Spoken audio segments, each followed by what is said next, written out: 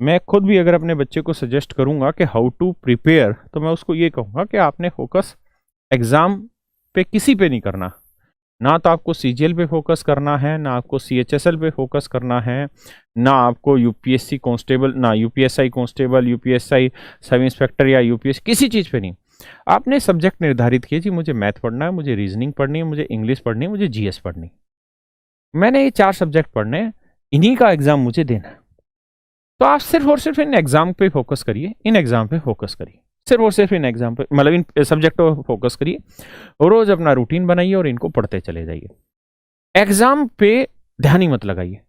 Form सारे एग्जामों के भरिए, पेपर सारे एग्जामों के दीजिए, लेकिन ऐसे तैयारी करते रहिए कि कल अगर एग्जाम है तो मैं आज तक का अपना शेड्यूल पूरा निभाऊं, आज का मैं अपने शेड्यूल की छुट्टी कर लेता हूं, आज मैं कुछ नहीं पढ़ूंगा, अपने दिमाग को रेस्ट दूंगा और कल जाके मैं पेपर दे आऊंगा।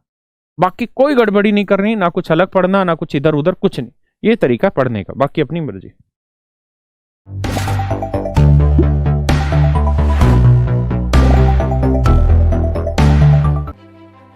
मैं उन बच्चों को भी जानता हूं जो 2017 में कोचिंग करने आए थे और आज भी वो तैयारी कर रहे हैं 2021 तक। कोई पिछले वाला जो फाइनल रिजल्ट था उसमें 1 नंबर से फाइनल मेरिट से छूटा है, कोई 0.25 से छूटा है, कोई 2 नंबर से छूटा हुआ है। इतनी कड़ी मेहनत कर रहे हैं बेचारे। 24 में से कम मैं मोदी जी की तरह तो नहीं कहूंगा कि 20 घंटे तैयारी कर रहे हैं, उतना लेवल अपना फेंकने का नहीं है, लेकिन फिर भी हम ये मान लेते हैं कि 15 घंटे, 12 से 15 घंटे तो वो अपने जीवन का, दिन का देते ही होंगे पढ़ाई में। आपको क्या लगता है, you can compete with them?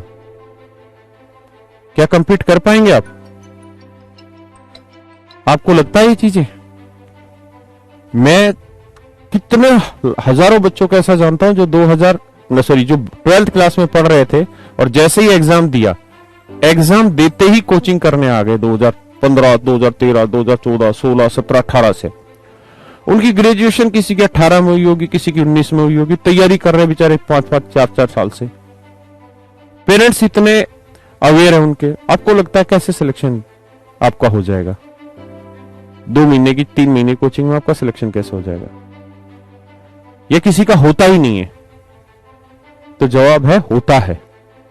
Selection 5 महीने में भी लिया जाता है, लेने वाले बच्चे, लेकिन उसके लिए 2 चीजों की बहुत जरूरत है, पेशेंस, पॉजिटिव अप्रोच।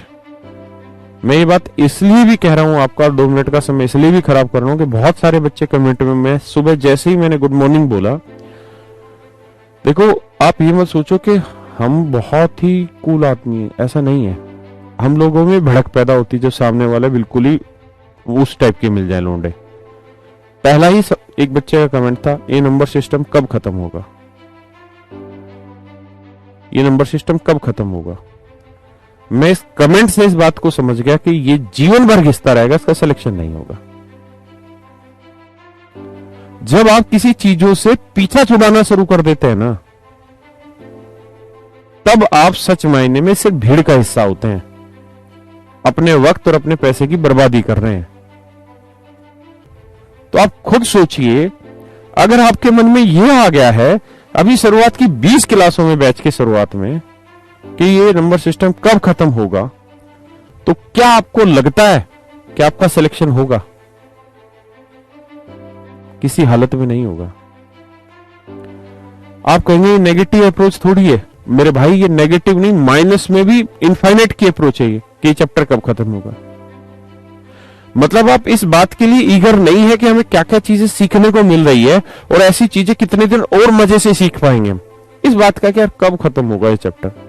मेरे भाई जबरदस्ती थोड़ी क्लास, आपने मोबाइल को बंद कर दे, खत्म हो गया। क्यों परेशान हो रहा, क्यों दूसरों को परेशान कर रहा है? हद है यार। भाई स्टूडेंट का ही सिलेक्शन होता है, और स्टूडेंट जो होता है वो डिसिप्लिन्ड होता है।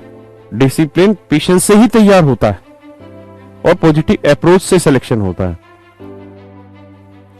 मैंने हजारों ऐसे बच्चे देखे हैं जो 4-4, 5-5 महीने की तैयारी में सिलेक्शन ले जाते हैं, और मैंने ऐसे ही बच्चे देखे जो 8-8 साल से यहां पड़े हुए हैं और फिर भी उनका सिलेक्शन नहीं हो रहा, और वो ढूंढ ही नहीं पाते कमी क्या है।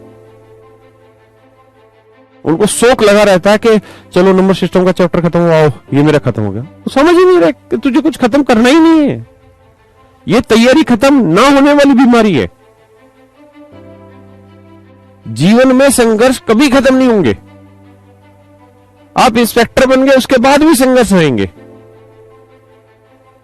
आप आईएएस बन गए उसके बाद भी संघर्ष होंगे। आपने कई बार सुना होगा, कई बार अखबारों में पढ़ा होगा कि फला फला आईएएस है और वो वहां का कैप्टन है, ये है वो है, और आत्महत्या कर ली। मतलब इतनी बड़ी पोस्ट लेके भी आत्महत्या कर ली। मतलब जीवन में संघर्ष तो आपके हमेशा ही रहेंगे, संघर्षों से सदैव लड़ना होगा। तो फिर हीरो कौन हुआ फिल्म का?